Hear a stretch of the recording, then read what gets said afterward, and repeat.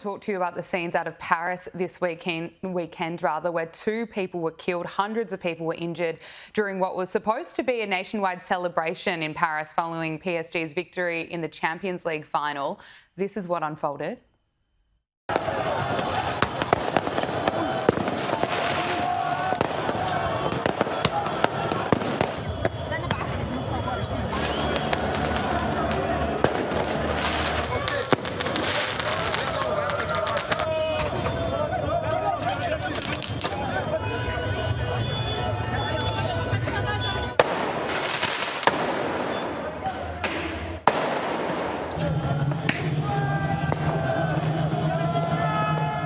Now, that is not the type of chaos that you would ever typically see during a football celebration. Now, it's being suggested that this comes as France faces significant challenges with immigration.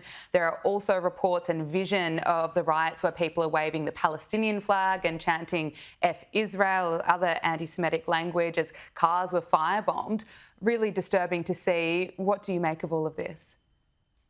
Well, first and foremost, let's correct one thing that the media has not been getting accurate. They say that this riot or this violence was a direct result of this PGS, whatever it is, championship soccer tournament.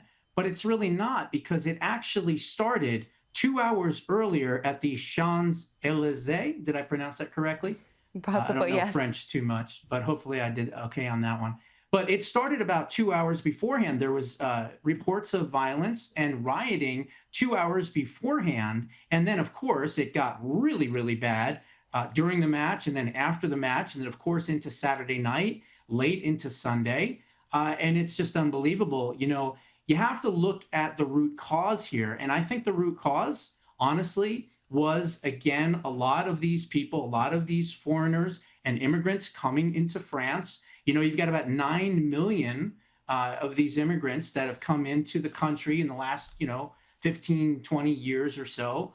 And when you have this unfettered immigration, these are some of the results of it. And so I don't necessarily see this 100% as just a reaction to a soccer game or a tournament. I see this as a much bigger problem. And that problem is the fact that when you have open borders, as we had for 4 years in the United States of America, that thankfully are now being closed, these are some of the results. And in reality, a lot of folks come into countries, they don't want to assimilate. And I've said this before many times, immigration without assimilation is an invasion. And these people need to be able to assimilate to the French way of life, or to the American way of life, or the German way of life, or whatever it may be.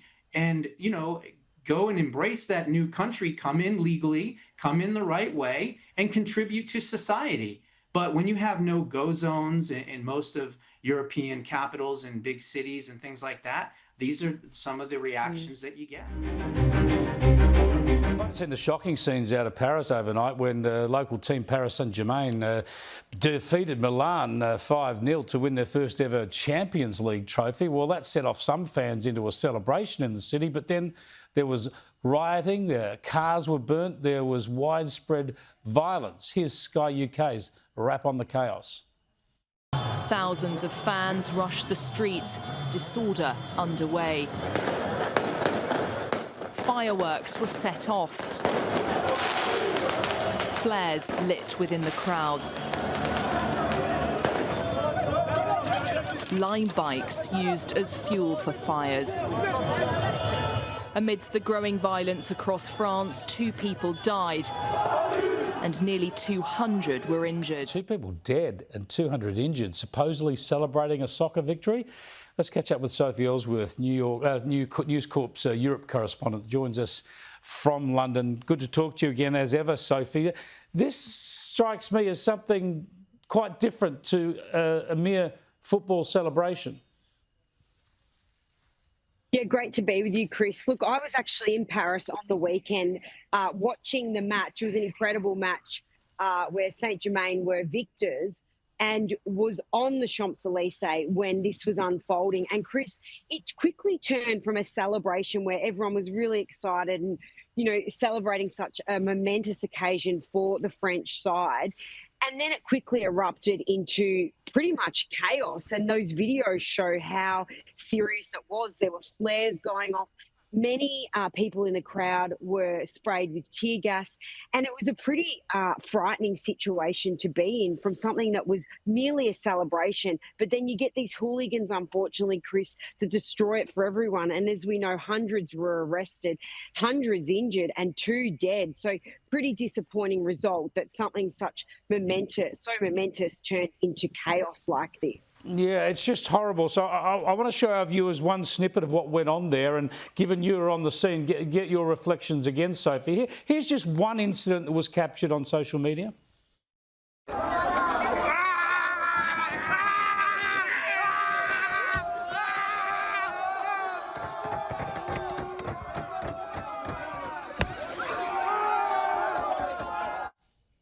Just terrifying. A couple of young women trying to drive home in the car, and it's set upon like that. Now, Sophie, there's a lot of stuff on social media. I wasn't there. I don't want to know, but people are suggesting there's an issue here with migrants. There could be even some the Israeli-Palestinian tensions could have played out here. Was there any sign from you that there was anything at play here other than just celebrating ridiculously, violently a soccer victory?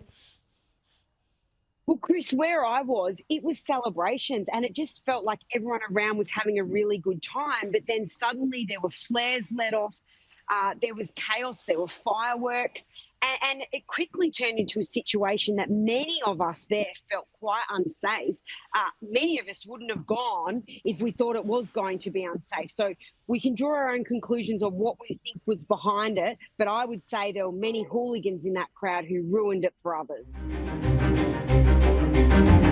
Paris on the weekend. 2 extraordinary days now of riots after Paris Saint-Germain on Saturday won their first Champions League soccer title against Inter Milan. It wasn't even played in Paris. The rioters, you will see, are of many races, but there is no mistaking how many are, in fact, seem to be, of Middle Eastern or African background. Again yesterday, more riots in a country that seems to have huge trouble integrating those of Muslim background.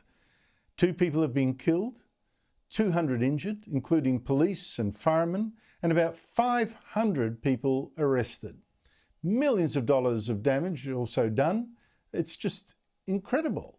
And you think of the terror that these 2 young women trapped in their car by that crowd, what they must have felt.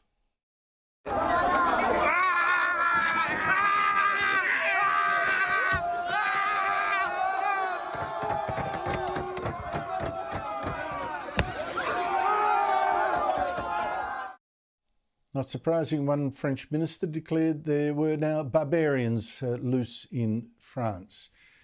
Meanwhile, many illegal immigrants in France are sailing on to Britain. On Saturday, 1,200 crossed the Channel to England. That is a record for this year, as French police just watched them leave. And almost all of these boat people are young men.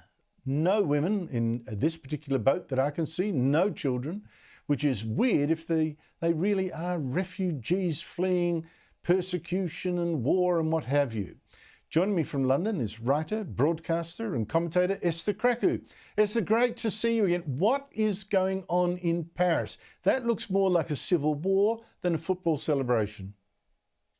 And you know what's sad, Andrew? This wasn't unexpected. Actually, Ousmane Dembélé, who was part of the winning French side, said even though he wasn't playing in Paris, that the streets of Paris, he hopes, are calm and celebrate with sanity, because many people expected this to happen. And it's quite an unholy alliance. We now see the rise of sort of French hooliganism, particularly after sporting tournaments, kind of map out where the country is in terms of social integration and this feeling of vivre ensemble. So we remember in 1998 when France won the World Cup, you know, there was really a sense that France was kind of at its peak of multiculturalism. There was, you know, a sign of integration. and really embracing French values and culture. You know, unemployment was down, the economy was growing. There was a real sense of conviviality, so much so that you saw millions of people celebrating on the streets of Paris back then and nothing happened. But since that time, you've just seen the social breakdown of these groups of people that are self-isolating in these, what is effectively ghettos, these banlieues on the outskirts of major cities. And they don't only physically self-isolate, they also ideologically self-isolate. So you have this generation of young men, predominantly young men, from parts of North Africa and the Middle East that just don't accept French values, that hate everything about France. And so time and time again, we've seen after France wins major tournaments or does well in major tournaments, you see this rise of hooliganism, of hundreds of arrests, police officers being targeted, police cars being burnt. We saw this when France beat Morocco in the World Cup semi-finals back in 2022. We saw the same action. We saw this recently when PSG beat Arsenal a few weeks ago. And now we're seeing it this time around as well. Even when France won the World Cup in 2018, we saw similar scenes of just madness and chaos on the streets of Paris. And it's basically a sign that these people are only going to come out when France is celebrating something that's of significant national interest, to show their disdain for the country. And I've seen this firsthand. I lived in France. I've seen how bad ghettoization is and the literal physical segregation of people that really have no interest in integrating in France at all.